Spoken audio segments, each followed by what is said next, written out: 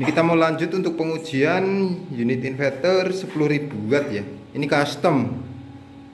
Ini agak nyeleneh dari biasanya. Ini menggunakan box 50 kali 70 cm dengan kapasitas inverter 10.000 watt. Nah, ini tampilan depan terdapat dua sumber. Ini indikator ya, ini volt, ampere sama Z untuk PLN. Jadi ini pakai dua meteran PLN. Saat inverter bekerja akan membackup dua beban yang dialiri oleh sumber PLN. Jadi ini detek untuk PLN 1, ini PLN 2. Di sini juga ada prioritas mau inverter atau PLN. Kalau prioritas di inverter, dia yang bekerja inverter berpindah ke PLN berdasarkan setting detek sinkron atau tegangan di LVD. Yang ini switch on off inverter. Ini adalah aktif inverter, karena berwarna merah ini off. Nanti saat berwarna hijau dia akan on. Nah, ini kapasitas baterai ya, tegangan sama persentase untuk baterai. Ini wattmeter pembacaan output beban. Di sini ada input PLN sama inputnya inverter. Jadi ini yang kerja siapa, PLN atau inverter. Seperti ini. Untuk tampilan depan seperti itu. Ini tampilan. Nah, dalemannya seperti ini. Ini menggunakan tipe inverter low frekuensi. Kita menggunakan kit inverter 32 MOSFET, dilengkapi juga trafo toroid 10.000 watt full tembaga. Ini di sini kita akan jelaskan untuk masing-masing bagiannya. Karena ini unit inverter custom ya, sesuai permintaan. Kita buatinnya sesuai permintaan. Jadi sumber input PLN di sini terdapat dua inputan. Jadi ini input yang pertama PLN pertama dari meteran PLN 1, ini dari meteran PLN 2. Yang bawah ini adalah output 1 dan output 2. Jadi saat inverter yang kerja, kedua output akan dihandle oleh inverter. Tapi saat kondisi baterai low menyentuh setting kita dan akan berpindah ke PLN. Nah, jadi tiap meteran atau tiap sumber PLN ini menghandle masing-masing jalur output. Jadi input PLN 1 ya lari ke output 1, input PLN 2 juga lari ke output 2. Seperti itu. Nah, ini blok untuk ATS. Jadi ini kontaktor inverter ada dua karena menyuplai dua beban. Ini kontaktor PLN. Jadi dari dua sumber ya, sumber inputan PLN. Ini adalah relay upper switch untuk kontaktor ya. Jadi ini yang memerintahkan dia kontaktor yang kerja yang kanan atau yang kiri. Nah, di sini juga dilengkapi MCB-nya. Ini MCB meteran PLN ya. Ini MCB PLN 1, PLN 2. Ini MCB untuk charger. Jadi ini dilengkapi untuk chargernya. Di bawah ini juga ada chargernya. Nah, ini MCB inverter AC, ini MCB inverter DC, yang ini MCB soft start. Jadi posisi semua off. Kita simulasikan juga off. Oke, off. Nah, jadi saat on pertama, ini on pertama. Kalau misalkan kita pakai baterai lithium biar enggak anjlok, kita on kan. Nah, on.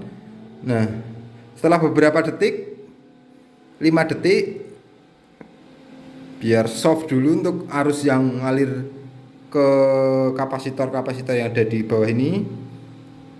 Baru kita on kan MCB utama DC-nya. Yang MCB inverter kita off kan. MCB soft start ya, yang kecil kita off kan. Nah, ini sudah on. Lanjut, ini MCB inverter kita on kan. Di sini bisa dilihat masih merah karena switch masih posisi off. Kita on kan. Nah, oke. Dia langsung on, inverter bisa dilihat gelombang output sinus ya. Untuk inverternya ini udah berubah menjadi hijau. Ini output inverter 226 volt 50 Hz. Nah ini yang keluar adalah inverter nyala warna merah.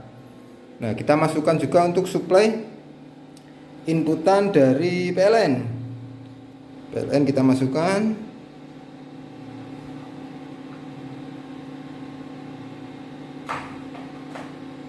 Oke, ini PLN kita masukkan ya. PLN 1 on kan kita. PLN 2 juga kita on kan. Charger kita off kan dulu.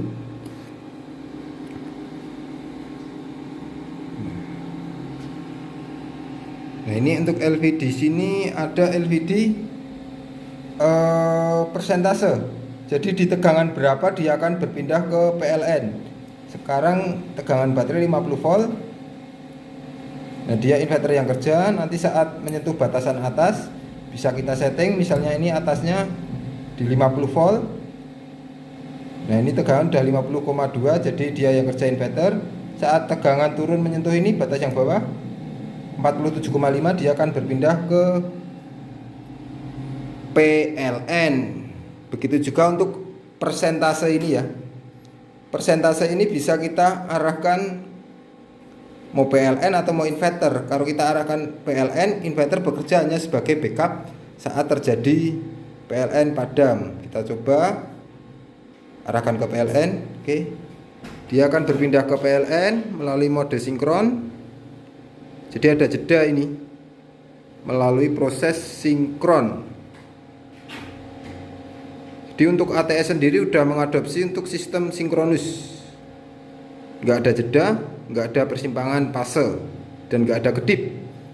Itu bisa dilihat. Oke, udah berpindah ke PLN. Bisa dilihat tadi gelombang tetap nyatu sinus. Ini agak redup bolam karena ini bisa dilihat tegangan PLN hanya 195 volt. Oke, ini udah berpindah ke PLN. Kita pindah lagi ke inverter. Nah, kita akan lihat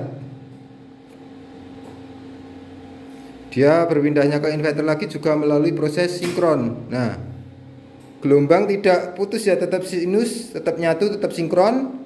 Beban bolam juga nggak kedip, cuma agak terang karena tegangan inverter kita lebih tinggi, lebih sempurna 226 volt, sedangkan tegangan PLN hanya 198 volt. Jadi untuk PLN 1 dan PLN 2 nanti bisa dimonitoring ya untuk daya pemakaian serta voltasenya. Ini voltase, beban pemakaian masih 0. Kita akan coba load tipis-tipis karena ini mengingat baterai juga udah sore.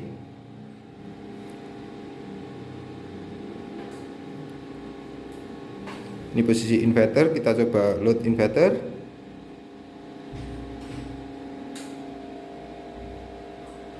Nah 900 watt, gelombang tetap normal stabil 2200, masih stabil 2900. Nah ini stabil 3800 watt. Boleh kita tambah lagi 4700 watt, dia juga masih stabil. Mau ditambah lagi 5500 watt, dia masih istimewa, stabil. Ini gelombang juga tetap sinus mulus. Ini beban di 5500 watt. Ini bisa kita hantam sampai 10.000 watt, tapi mengingat baterai udah 46 volt. Jadi baterai udah habis ya 46. Ini cuma persentase yang atas belum kita setting. Di baterainya sampai down ke 46 volt dengan beban 5500 watt. Nah, ini saat beban kita lepas, tegangan naik lagi ke 49,5. Ini kita prioritaskan di PLN masuk. Oke ya, kita arahkan ke PLN. Kita arahkan PLN biar dia berpindah ke PLN dulu.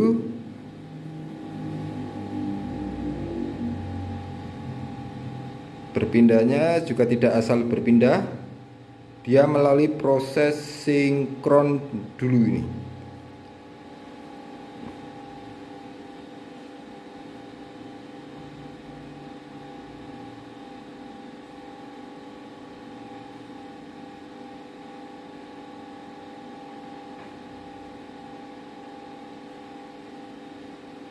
Jadi proses sinkron ini memakan waktu ya 1-2 menit, tergantung sinkronnya antara inverter dan PLN.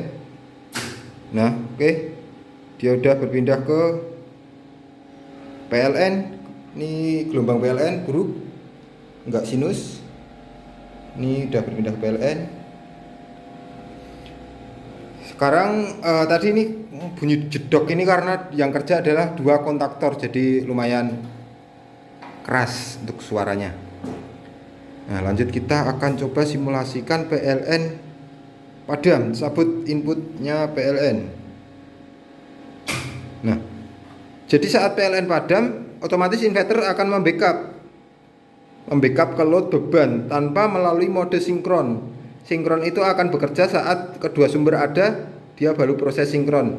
Tapi saat salah satu sumber hilang, dia tidak melalui proses sinkron. Nah, ini saat PLN padam, inverter langsung masuk membackup. Kita masukkan lagi input PLN. Oke, masuk. Dia nggak langsung berpindah ke PLN lagi karena berpindahnya ini melalui proses sinkron terlebih dahulu.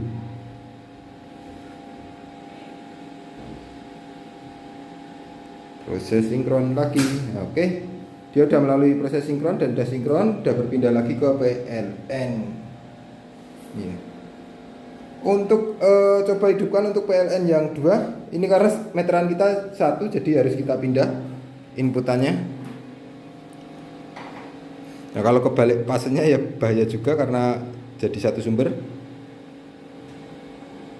Nah, oke, udah nyala barusan. Oke ya, jadi ini masing-masing sumber dari meteran bakal termonitor di sini, baik voltase maupun arus kerjanya.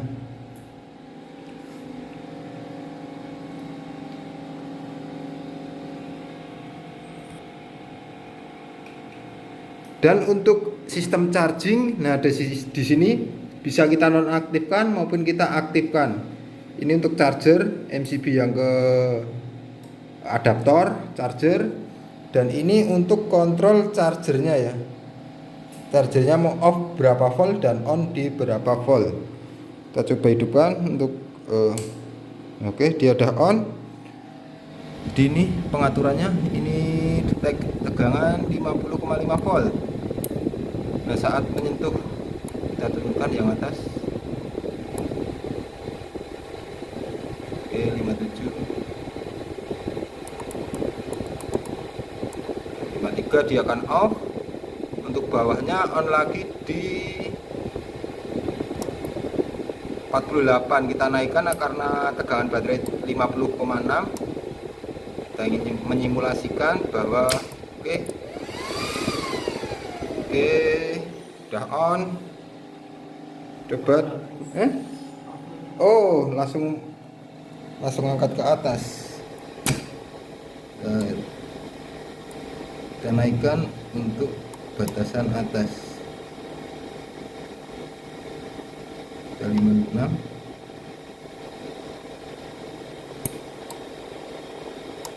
Bawah kita naikkan di 50,6. Oke, udah on. Bisa di tengah ampere. Kita mau lihat arus chargernya. Jadi saat posisi charging kipas muter ya.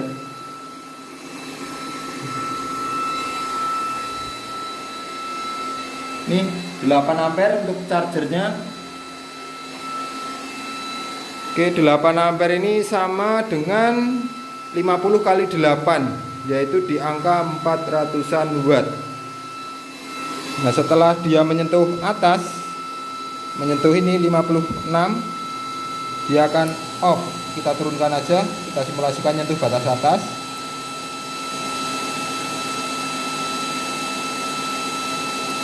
Off. Oke, kipas juga akan otomatis off. Nah, ini terlalu pendek kita settingnya. Yang bawah juga kita turunkan.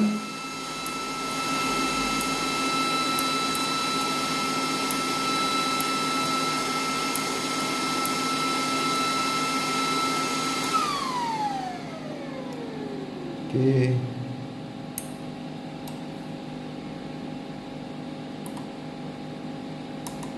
Oke ya, yang bawah kita turunkan ke 48 on charging, ke 50 off charging. Seperti itu untuk inverter seperti ini ya Mas. Kita pakai 32 MOSFET. Charger untuk charger jika tidak diperlukan dimatikan saja karena udah prioritas pakai panel surya. Sekian, terima kasih. Salam Aspro Jogja.